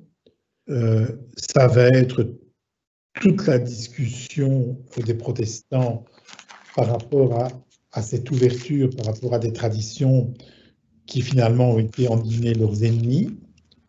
Et pour vous donner un exemple qui ne laisse pas d'étonner, quand le Vatican va se mettre au XIXe siècle à fulminer contre la franc-maçonnerie, surtout pour la question des États pontificaux. Mais bien, je ne vais pas y revenir maintenant. On a encore une allusion du pape aujourd'hui François, que d'aucuns apprécient beaucoup, sur le fait que quelque chose de diabolique se passait à Turin à l'époque de Don Bosco. Le quelque chose de diabolique, on voit bien ce qu'il y a derrière. Hein. Bon, donc, c'est surtout la question des États pontificaux et la question de la forte concurrence qu'une certaine maçonnerie va opposer au cléricalisme romain en Italie, qui va dégénérer vers des condamnations de la franc-maçonnerie tous azimuts. Donc ça, c'est ce qui va se passer au XIXe. Et ces condamnations, finalement, ceux qui vont en être le plus ébranlés, ce sont les catholiques anglais. Parce qu'enfin, voilà un lieu où on les admettait, voilà un lieu où on pensait qu'ils avaient au moins une valeur, et ces catholiques anglais dans les loges maçonniques sont maintenant devant leurs frères, et on leur dit, mais enfin, vous voyez bien comment on porte l'autorité religieuse de votre côté. Non seulement nous, on vous accepte, nous, on vous trouve bien, vous êtes nos frères, mais on vous dit de ne plus nous fréquenter, et au contraire, on vous dit que vous êtes les mauvais. Vous voyez bien la duplicité du Vatican. Donc, il y a quelque chose là qui est assez amusant, c'est-à-dire que les premiers qui ont pâti des... Moi, j'appelle ça des délires, hein, enfin, bon, admettons des condamnations vaticanes au XIXe, ce sont bien les catholiques, là où ils étaient admis, alors qu'en fait, avant ça, ils n'étaient pas. Donc, c'est assez amusant. Bon, c'est comme ça. L'histoire des idées n'est pas toujours très cohérente. Ce qui les poursuit jusqu'à aujourd'hui, d'ailleurs. Ah oui. Jacques pose la question suivante. La conférence qui vient d'être faite fait référence à la volonté au concept nietzschéen de volonté de puissance. Celle-ci n'est-elle pas trahie lorsqu'il est fait allusion à la volonté d'imposer ses idéalités aux autres? Voilà, je te laisse apprécier cette question. Alors, j'établirais plutôt un fil vers Schopenhauer, hein, au niveau de la volonté de puissance, et puis Nietzsche aussi, sans doute. Je pense que l'homme est volonté de puissance. C'est une partie de l'humain. Et quand l'humain s'associe, il a une volonté de puissance. Quand on me dit les religions n'ont pas de volonté de puissance, c'est la politique qui s'en mêle. Non, c'est l'inverse. Les religions sont politiques aussi. Les religions ont une volonté de puissance. Les humains l'ont et les groupes humains l'ont aussi. Donc, à partir de là, qu'est-ce que nous faisons de cette volonté de puissance? Comment l'infléchissons-nous dans un sens qui est un sens profitable au plus grand nombre, ou bien nous l'infléchissons dans un sens qui nous est profitable, croyons-nous, du point de vue égoïste? Bon. Alors, la maçonnerie n'échappe évidemment pas à ce piège, les maçonneries n'échappent évidemment pas à ce piège, les maçons non plus, et il y a des dérives en maçonnerie, il y a la volonté de puissance des uns et des autres, voire même peut-être même de certains groupes. On admettra quand même, quand on veut être vraiment objectif, que c'est quand même très ténu par rapport à la volonté de puissance d'autres groupes humains. Bon. Mais peut-être que c'est ma profession de foi et que c'est faux, je n'en sais rien. Alors, il y a deux questions qui n'en sont pas, qui sont plutôt des remarques ou des encouragements. Monsieur de Patoul, ou Madame de Patoul, je ne sais pas, nous dit « La franc-maçonnerie est source de bien des fantasmes. Ces conférences passionnantes permettront de les remettre à un plus juste niveau. » Merci. Marie nous dit « Mais je pense que les dernières paroles que tu as prononcées tout à l'heure à l'issue de ton exposé répondent d'une certaine façon à ce qu'elle nous propose ici. » Elle nous écrit « Imagination, création de beauté non conforme aux normes culturelles ou autres, un lâcher-prise. Une page blanche, tout cela ne pourrait-il pas contribuer au progrès de l'humanité ?» À moins que tu ne souhaites réagir à cette proposition, je pense que tu y avais indirectement ou directement fait référence à l'issue de ton exposé. Oui. Une question très concrète est posée. Est-on obligé de prêter serment sur un livre sacré, Bible, Coran, un livre profane, j'imagine, quand l'on entre en franc-maçonnerie? Alors, il y a beaucoup de pratiques différentes. Donc, traditionnellement, on parlait du volume de la loi sacrée. Et évidemment, dans beaucoup de loges, c'était la Bible. Ça pose alors la question, quelle Bible? parce que vous savez, il n'y en a pas qu'une. Lors du colonialisme, nous avons trace de loges qui ont essayé de mettre sur l'autel des serments des volumes autres.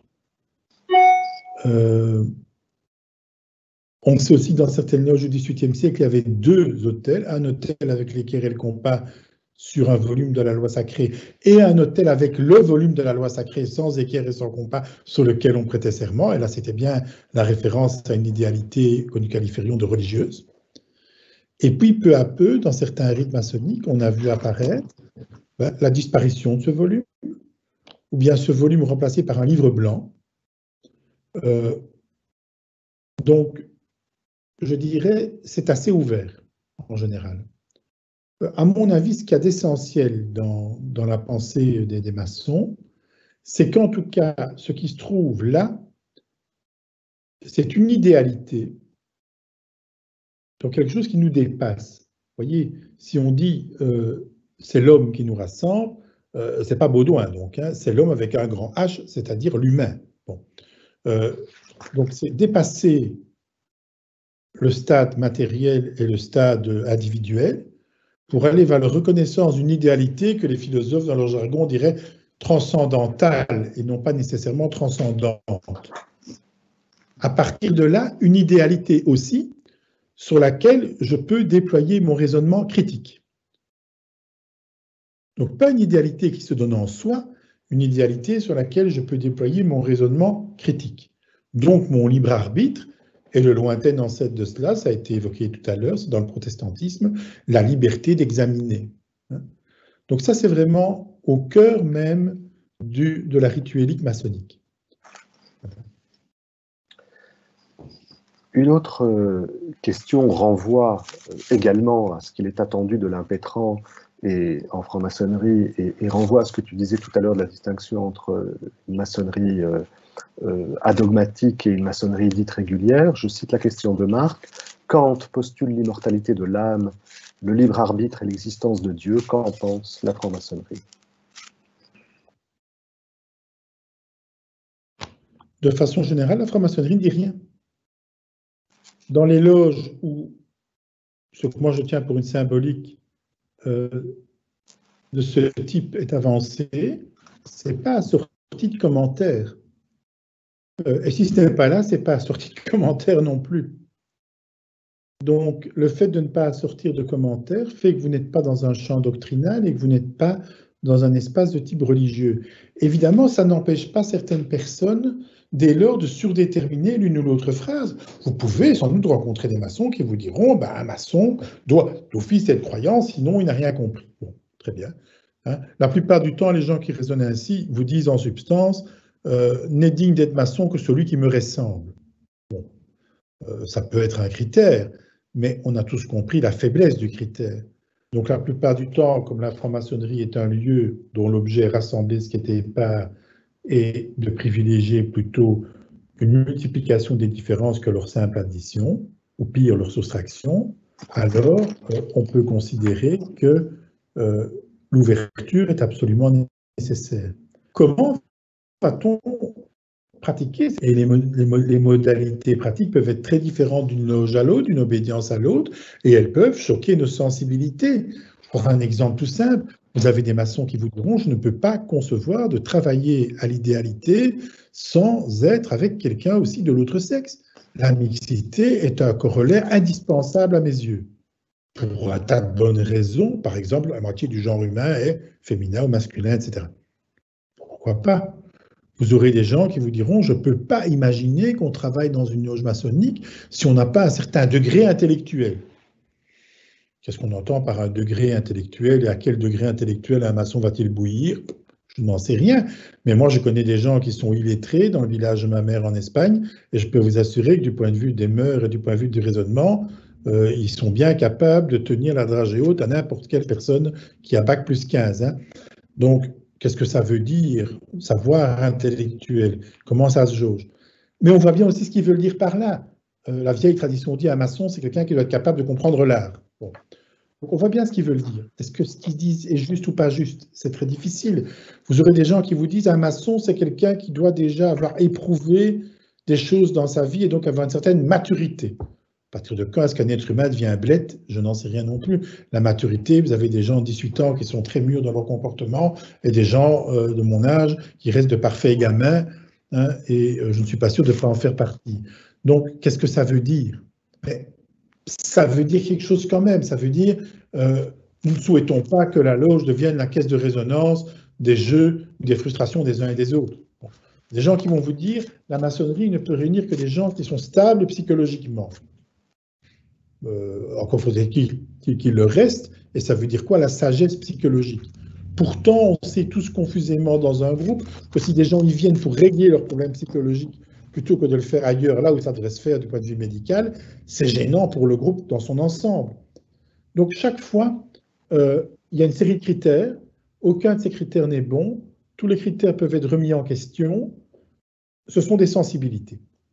Et la richesse d'une loge, c'est d'être capable d'éprouver l'ensemble de ces sensibilités, de les évaluer et d'être guidé par la tolérance. Et la tolérance, c'est quoi? C'est prendre comme principe le plus fragile. Donc ça, c'est la façon dont je la définirais.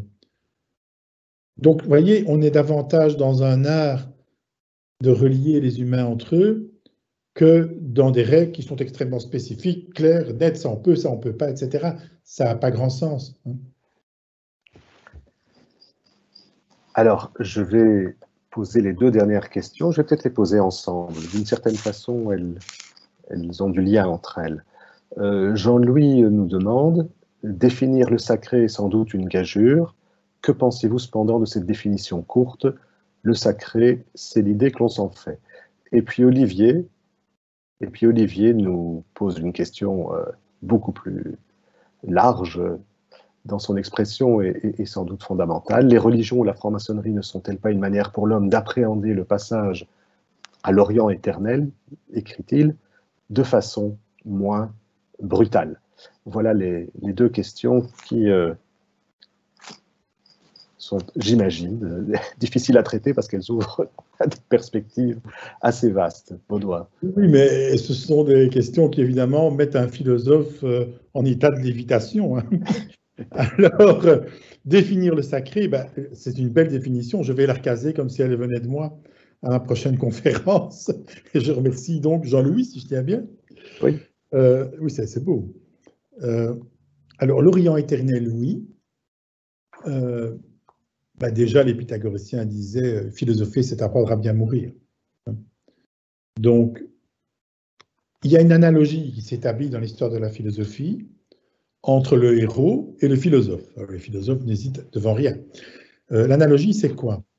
Ben, si je évoque devant vous maintenant le nom d'Achille, vous imaginez un héros de la guerre de Troie, et la caractéristique de ce héros, c'est que lorsqu'il y avait combat, lorsqu'il y avait danger de mort, lorsque tous les autres avaient peur et s'enfuyaient et où j'aurais pris les jambes à mon cou tout de suite, Achille, lui, affrontait la mort face à face, droit dans les yeux. Et c'est ça son courage. C'est dominer la peur pour affronter la mort droit dans les yeux. Ça, c'est le héros dans la tradition grecque. Par analogie, le mythe du philosophe se construit en disant, là où les hommes sont dans le divertissement, là où ils vont de plaisir en plaisir pour tenter d'oublier leur finalité, à savoir la mort, le fameux Orient éternel qui a été évoqué, le philosophe, lui, accepte de penser cette ultime étape de chacune de nos vies en l'affrontant face à face par sa pensée. Donc, il y a le même geste qui relève d'une héroïsation de l'individu, qui consiste à accepter la finalité de l'existence, à l'affronter avec courage et logiquement à vivre en conséquence. Il y a le genre de vie là derrière. C'est ce que la philosophie a, d'un certain point de vue, un peu perdu à l'époque contemporaine. Pas dans tous les cas, mais souvent. Elle est devenue plutôt une technicité. Donc cette construction peut nous amener à l'idée qu'effectivement, la maçonnerie, l'espace d'un moment, par la symbolique de l'Orient éternel, vous voyez cette porte qui se trouve derrière le vénérable maître et par laquelle tous, tôt ou tard, on passera, eh bien, la maçonnerie, finalement, rappelle cette symbolique. En outre, beaucoup de rites maçonniques rappellent cette image de la mort. Alors, il y a là toute une déclinaison, la mort en tant que finalité matérielle, la mort en tant que symbole, la mort en tant que mourir à soi-même, la mort en tant que renoncement. Bref, il y a une sorte de phénoménologie de la mort qui apparaît dans beaucoup de grades maçonniques, de sorte que de l'extérieur, quelquefois, on a l'impression que l'ambiance devrait être un petit peu lugubre, voire mortifère. Bon, je vous rassure, il n'en est rien. Donc, il y a ce rappel. Alors, je dirais, là où ça devient ambigu, c'est à partir du moment où la maçonnerie, comme certaines religions, fonctionnerait comme les mauvais assureurs, c'est-à-dire ceux qui vous font peur pour vous fourguer l'assurance. Hein. C'est le coup des indulgences dans l'Église catholique. Ça a été, vous avez peur de mourir? Oui, nous aussi.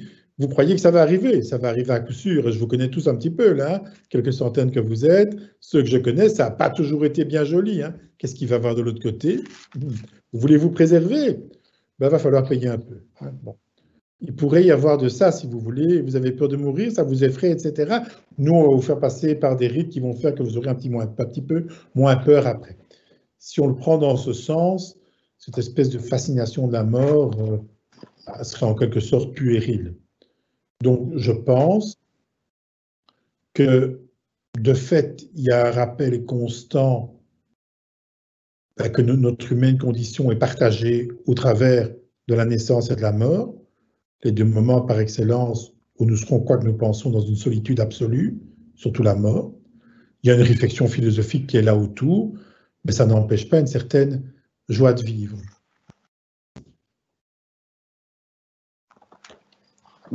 Mon cher Baudouin, tu avais tout à l'heure, en évoquant les diverses étymologies du mot religion, parlé du scrupulus, ce petit caillou très embêtant qui se glisse dans nos chaussures et qui éveille quelque chose en nous par la gêne que cela procure.